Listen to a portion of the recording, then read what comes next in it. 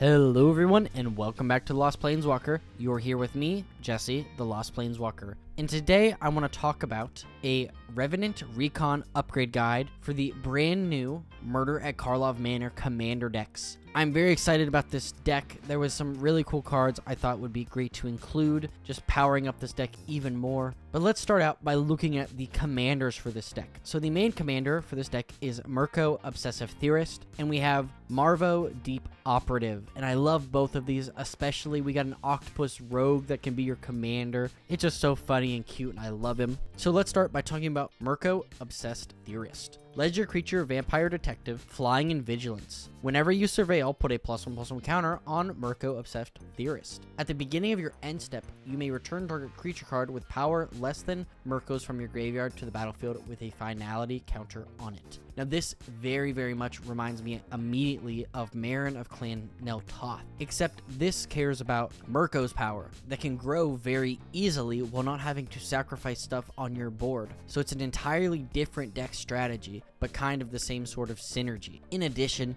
unfortunately, you have to put Finality's counter on them, meaning if they would die, you have to exile it instead. But there's so many cool cards that care about surveilling or have been errated to be surveil in recent years, so it's very cool. But the other commander we have in this deck is Marvo, Deep Operative. Legendary creature, Octopus Rogue. Whenever Marvo, Deep Operative attacks, clash with the defending player. And clash is an older mechanic, but I'm very excited that they brought it back. Each clashing player reveals the top card of their library, then puts that card on top or bottom. A player wins if their card had a higher mana value. So whenever you win a clash, draw a card. Then you may cast a spell from your hand with mana value 8 or less without paying its mana cost. Yes, that is 8, which is so many possibilities. There are so many spells that you can just cast that are just incredible for 8 or less mana, and that's what makes this a very cool deck. But unfortunately, I think Mirko Obsessed Theorist is just the more powerful card, especially the way that this deck is built. Although Marvo would be pretty good, there are some very high costed cards in this deck. But I think that would be a very cool deck on its own that just cares about, scroll racking and just being able to affect the top of your library and then being able to get that stuff and play it for free. So very quickly, I want to talk about some of the new cards in this deck because there are some very cool ones. Nothing astronomical, but there were some very good reprints in this deck as well. And then I'm going to talk about cards to cut and add. So starting out, we have Case of the Shifting Visage, Carnal Serenade, and Copy Catchers. Case of the Shifting Visage says at the beginning of your upkeep, surveil 1, which is great because it's going to grow a commander. To solve, if there are 15 or more cards in your graveyard. When it's solved, whenever you cast a non-legendary creature spell, copy that spell. So basically, if you're casting non-legendary creatures, you get 2 of them every time you cast them, which is an awesome effect and very powerful, especially in blue. Next is Carnal Serenade, Sorcery, surveil 3, then return a creature card from your graveyard to the battlefield with a finality counter on it, then exile this with 3 time counters on it, or you can suspend it for 2 and a black for just come back. This is a really unique suspend card that just keeps coming back and just reanimating more and more stuff out of your graveyard as the game progresses. Then we have Copy Catchers, creature, fairy, flying. Whenever you surveil, you may pay 1 in a blue. If you do, create a token that's a copy of Copy Catchers. It's always nice to have more flyers, and at a 2/1, this seems like a very cool card to just make a bunch of copies of. Next up, we have Counterpoint, Eye of Duskmantle, and Final Word Phantom. Counterpoint is an instant that says counter target spell. You may cast a creature, instant, sorcery, or planeswalker spell from your graveyard with mana value less than or equal to the spell's mana cost without paying its mana cost. This counter spell definitely has some great upside, so I can definitely see this being a great card in many Dimir decks. Eye of Duskmantle has flying and lifelink at a 3/8, and whenever you play a land or cast a spell from among cards in your graveyard, you've surveilled this turn. You may play lands or cast spells among cards in your graveyard you've surveilled this turn. If you cast a spell this way, you pay life equal to its mana value rather than paying its mana cost. I can see this card actually going in a bunch of decks and being very much out of hand very quickly for just how cool this seems. And Final Word Phantom is a creature spirit detective with flash flying. During each opponent's end step, you may cast spells as though they had flash. This is an awesome effect because it's not just instant sorceries like we're used to seeing in blue. It's just spells in general, so maybe you want to cast a creature spell on your opponent's end step, you get to do so. Next, we have Foreboding Steamboat, Ransom Note, and Unshakable Tail.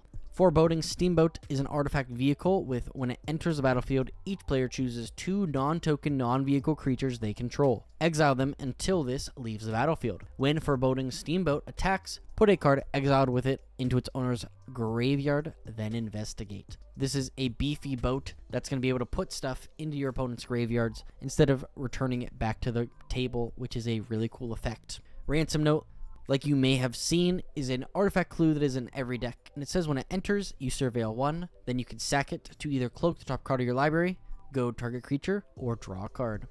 Unshakable Tail is a zombie detective with when Unshakable Tail enters the battlefield, at the beginning of your upkeep, surveil 1. When 1 or more creature cards are put into your graveyard from your library, investigate. Then, 2, sack a clue, return Unshakable Tail from your graveyard to your hand. Unshakable Tail is an awesome card. It's going to power up our commander, and it's just going to make a very, very strong card in general. And then the added benefit of being able to get it back is very cool. And lastly, the last card we have here is Watcher of Hours. Creature Sphinx with flying and ward 3. Whenever you remove a time counter from Watcher of Hours, while it's exiled, surveil 1. Then you can suspend 6 for 1 in a blue. And essentially, this is just a piece for your commander, getting you some extra surveil triggers, making him bigger, and then finally being able to cast a 6/6 for 2 mana. So I see a lot of upside in this card, especially in this deck, but I can also see just being able to surveil 1 every turn and eventually getting a 6/6 with flying and ward 3, a huge benefit. So let's start out by talking about some of the cards to be removed. And honestly, there was only so few cards I could find that being removed because this deck does a lot of really cool things. So starting out, we have Drown Yard Temple, Everflowing Chalice, and Hostile Desert. So Drown Yard Temple, I really don't like this card in a lot of decks, but taps for colorless, or 3, return it from your graveyard to the battlefield tapped, just doesn't seem that good to me. Everflowing Chalice, also paying a ton of mana to basically just make colorless mana, just doesn't seem that great. There's not a lot of proliferate effects in this deck. There's not a lot of great ways to just take care of this, so I really don't like it. In Hostile Desert, again, exile a land from your graveyard. This becomes a 3/4 elemental until end of turn. I don't really care. We have so many other big things in this deck that just doesn't seem appealing in the least bit. But then we have Marvo, Deep Operative, Mindstone, and Port of Karfell. Marvo, like I mentioned earlier, this deck just isn't necessarily set up. There are a lot of big stuff, but there just isn't enough card manipulation because those cards are kind of expensive that I'd like to see to just make it guaranteed you're going to win those clashes every turn. Then you have Mindstone. You have a lot of good stuff. I don't think you need Mindstone here either. And then Port of Karfell. I just despise this card, kinda. I just don't think it's that good. When it enters tapped. You can tap it to add a blue mana, and then for 3 a blue, black, sack this, mill 4 cards, then return a creature card from your graveyard to the battlefield tapped. You're essentially paying 7 mana to return a creature to the battlefield tapped. I just don't like this card in the least bit. And then lastly, the last card to cut is Sphinx of the Second Sun. You get a second post-combat main phase. Now, there are some cards, especially some of these new cards that care about on your upkeep, but I just don't see this because what I really want is I want to take care of his end step trigger and get 2 creatures back. So I just removed this. It's 8 mana. It doesn't have any protection, so I see this card being removed after your opponents think, well, it's just getting you extra cards and untap stuff, so I just don't like it in the least bit. But now let's look at some of the cards I decided to include in this deck to make it more powerful. And you're going to start to see a theme here. It's pretty simple. But we have Buried Alive, Entomb, and Hex Parasite. So one of the things this deck was missing was being able to put stuff into your graveyard for you to get back with your commander. There are some cards that kind of do it with the surveilling, but on turn 5, when I have 8 power, I want to get back in, a powerful card. That's where Buried Alive and Entomb will come in handy. You're going to be able to search your library for creature cards and then put them into your graveyard. These are essentially the same card, except Buried Alive gets 3, but this costs 3, and Entomb costs 1, but it only gets 1. But a awesome card that I really like in this deck is Hex Parasite. For 1 mana, X in a Phyrexian mana, remove up to X counters from target permanent. For each counter removed this way, Hex Parasite gets +1/+0 till end of turn. This is one of the ways you can get rid of those finality counters, not only making Hex Parasite bigger, but being able to remove all those so you can have them die, go to your graveyard, and get them back again. So next up, we have Power Conduit, Roaming Throne, and Spark double. Power Conduit, just like Hex Parasite, lets you remove a counter, and in addition, it lets you put a charge counter on something or put a +1/+1 counter on a creature. So instead of it having a finality counter, you can actually just buff it, which seems like a great effect. The Roaming Throne is another awesome card that says as it enters, choose a creature. It is the chosen creature type, and if a triggered ability of another creature of the chosen type is triggered,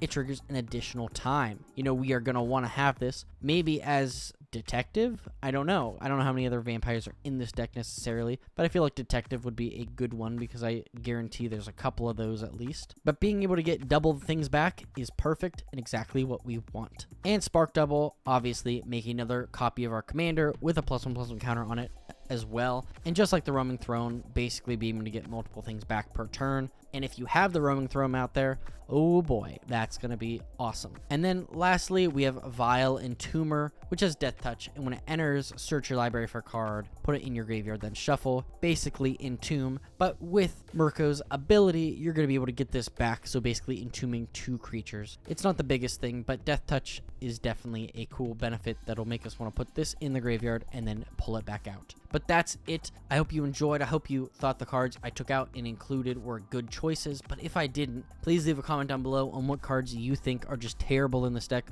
or what cards you think need to go in this deck. These are just a couple that I thought were pretty cool and worth including. In addition, if you would please consider leaving a like, sharing this video, and subscribing, that would be awesome. It would really help me out, and I would super appreciate it. But now let's talk about today's Scryfall card of the day, which is Goo Drozzle Vampire. A creature's blood scent is a beacon that cannot be disguised. Thank you so much for watching, and as always, I'll see you later, Planeswalkers.